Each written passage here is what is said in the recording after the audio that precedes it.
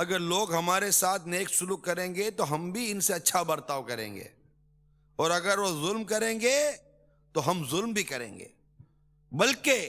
اپنے دلوں کو اس بات اور مضبوط کر لو کہ اگر لوگ اچھائی کریں گے تو بھی تم اچھائی ہی کرو گے، اور اگر وہ برائی کریں گے تو ظلم نہیں کرو گے بلکہ اچھائی ہی کرو گے۔ یہ حدیث پاک ہے، حدیث پاک الترغیب والترہیب کے اندر اس حدیث کو نقل کیا گیا کہ اگر بالفعل بھائی نے بہن کے ساتھ برائی کی، چلو اب اس پوائنٹ پر بھی آتے ہیں کہ بھائی نے بہن کے ساتھ برائی کی تو بہن پر کب ضروری تھا کہ وہ بھائی کے ساتھ بھی برائی کرے؟ اس نے اس کو ڈانٹا، اس نے اس کو جھاڑا، اس نے اس کو ٹوکا، اس نے اس کی دل آزاری کر دی، بہت کچھ کیا، کالی موٹی لمبی سست بے تکی لگتی ہے، جاہل ہے، بہت بولا، وہ اس کو نہیں بولنا چاہیے تھا،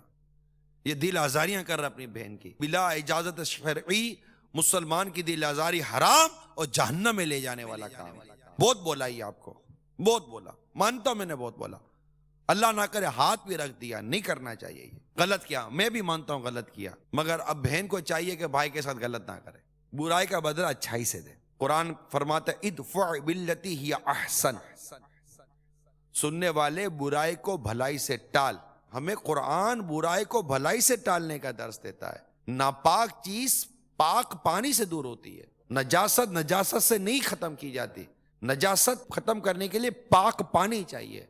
نفرت ختم کرنے کے لیے محبت چاہیے، نا اتفاقی ختم کرنے کے لیے ایثار و قربانی چاہیے۔ تو ایک دوسرے کے ساتھ جب اس طرح کا ہمارا سلوک ہوگا اور ایک دوسرے کو معافی اور درگزر کے ساتھ جب ہم کام لیں گے تو انشاءاللہ تبارک و تعالیٰ آپ دیکھیں کیسا اچھا ماحول ہمارے گھر میں پیدا ہوتا ہے۔ دیکھیں یہ نہیں ہو سکتا کہ آپ کے ساتھ کوئی زیادتی نہ کرے، میں تو بہت مشکل کام ہے، تو پھر بردباری کیا ہے، حلم کیا ہے، برداشت کرنا کیا ہے، معاف کرنا پھر کس شے کا نام ہے؟ معاف کرنا اختیار کرو۔ ہو سکتا ہے کہ ابھی کوئی بھائی بہن سے، بہن بھائی سے معافیا مانگ لے، نہیں چل ابھی ایک بیان سننے کے بعد معافی مانگنے کے لیے آ گیا، چل ابھی چل، ساری زندگی ستاتا رہا اور معافی مانگنے کے لیے آیا ہے۔ ہو سکتا ہے کہ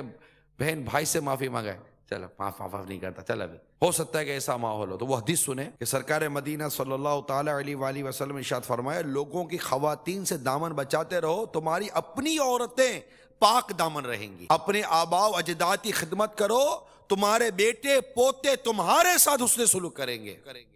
اور جس شخص کے پاس اس کا بھائی معافی کا طلبگار ہو کر آئے اسے چاہیے کہ اس کی معذرت قبول کرے،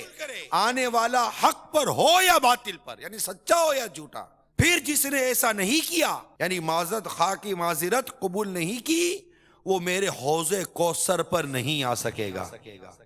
معاف کرنا اختیار کیجیے، نیک سلوک کیجیے، اچھا برتاؤ کیجیے، اور آپ بھی معاف کر دیں، نرم ہو جائیے یار، نرمی اختیار کیجیے، آپس میں نرم ہو جائیے، ایک دوسرے کی نرم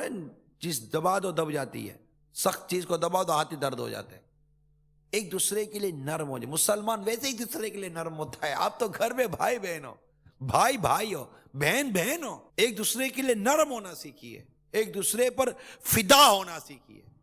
ایک دوسرے پر قربان ہونا سیکھیے۔ لوگ مثالیں دے گئے، اس گھر میں رہنے والے بھائی بہنوں کو دیکھو ایک دوسرے پر نثار ہو رہے ہیں، بھائی کو دیکھو،